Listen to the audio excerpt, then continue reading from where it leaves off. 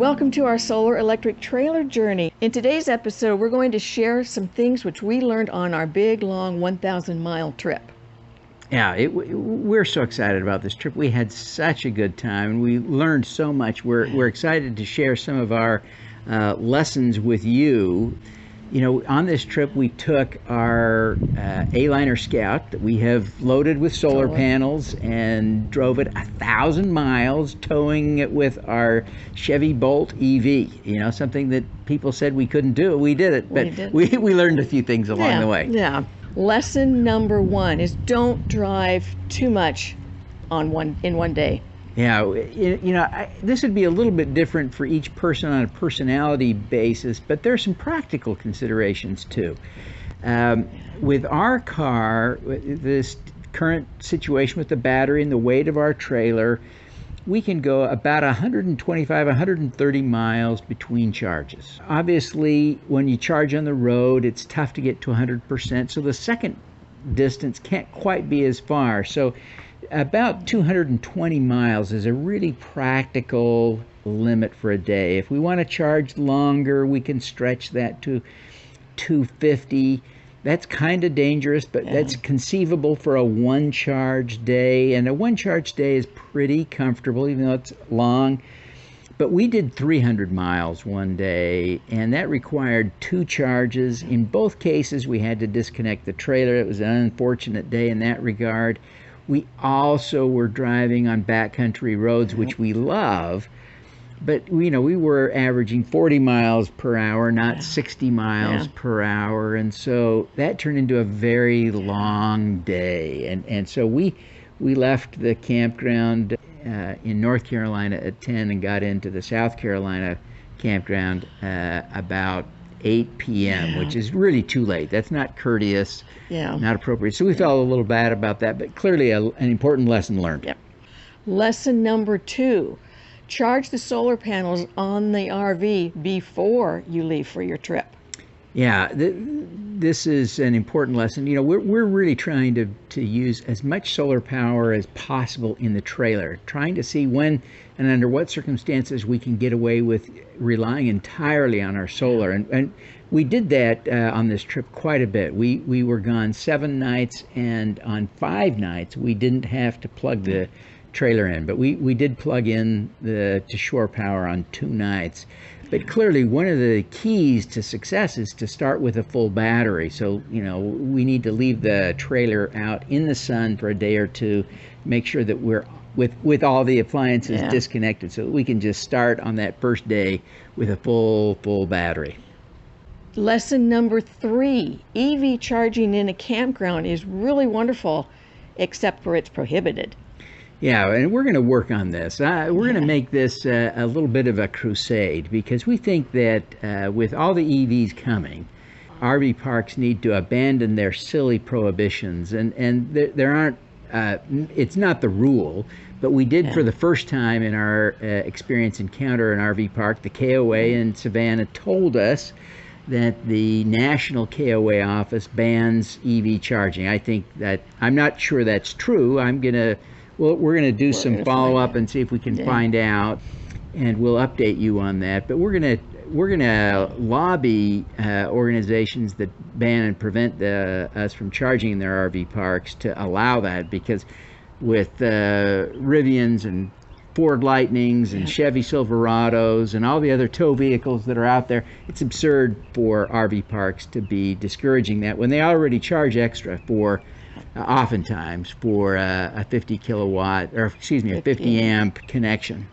But you know, in all the other campgrounds, so we stayed in 4 different campgrounds, and 3 of the 4 we had no problem charging. It's so nice to wake up in the morning with a full battery ready to go for the day. Yeah, you just pull in that night and plug in the car, and it's fantastic the next day. Yeah.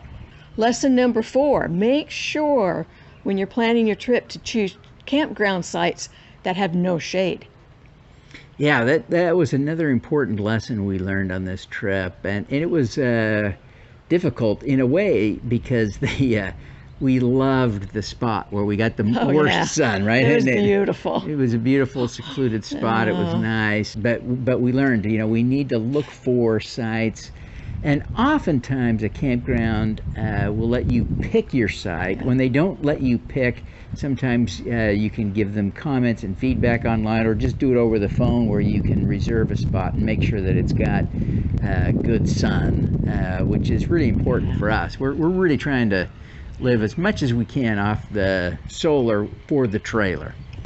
Lesson number 5, please put a security latch on your fridge. We had quite the experience with ours. Yeah, we joked about the raccoons after the trip, but a couple of times we opened the RV after a day of driving, and it looked like raccoons had gotten into the trailer and made a mess. What had happened is the food in the fridge had essentially bumped the door, popped it open, and so obviously this is a RV newbie kind of mistake.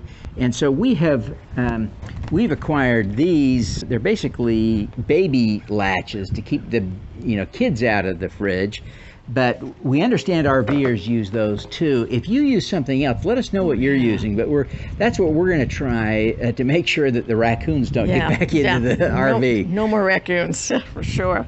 Lesson number 6, charging with a small trailer is pretty easy, and it was pretty easy for us.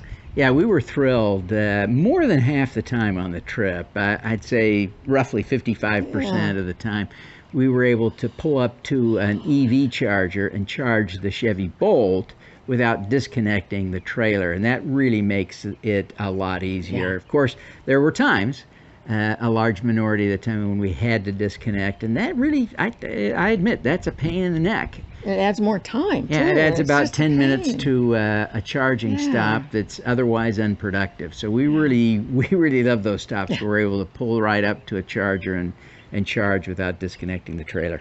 Lesson number 7, these backrest pillows allow us to use the bed as a recliner, and it's very, very comfortable. We quite enjoyed doing that.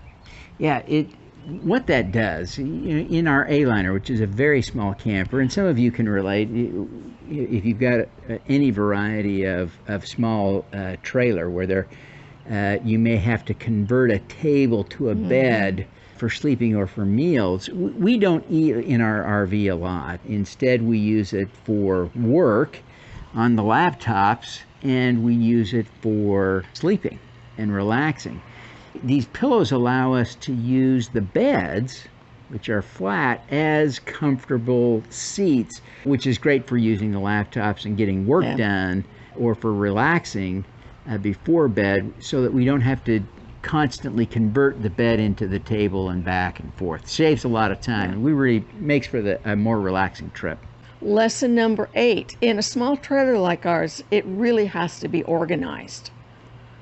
Yeah, and of course, if you're an RVer who's been at this for a while, you know this, and we're learning, right? We're still new RVers, and so we're learning how to get more and more organized. We're buying, the bins that fit perfectly into our cupboards, so that we can cram the cupboards as full as possible and not risk them also ending up as raccoon debris in the. So it's we're still working on all that, but clearly getting organized is a critical RVer lesson that we're learning.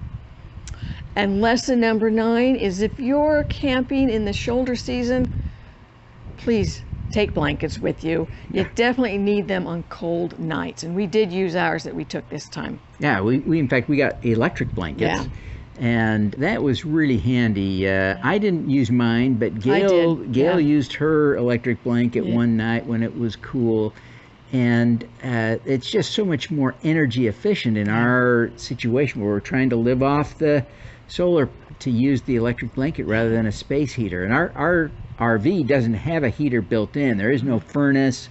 We're not using any propane in our system. There is no propane at all in ours. So we rely entirely on electricity and want to use the solar. So to be energy efficient, the electric blankets are a way for us to get warm when it's cool. It won't really solve a problem when it's cold, but we don't plan to do any real cold camping in this RV for sure. We do want to hear from you. Please share your EV RVing stories with us. Thanks for joining us today. Bye. When we heard our Rivian wouldn't be delivered until Christmas of 2023, we decided to see what we could tow with our Chevy Bolt. Launching our solar electric trailer journey. We have a lot to learn, and we're sharing what we discover along the way, We've added solar panels to our Aliner Scout pop-up trailer. preparing us for doing the same on a bigger trailer when the Rivian arrives. Join us by subscribing now.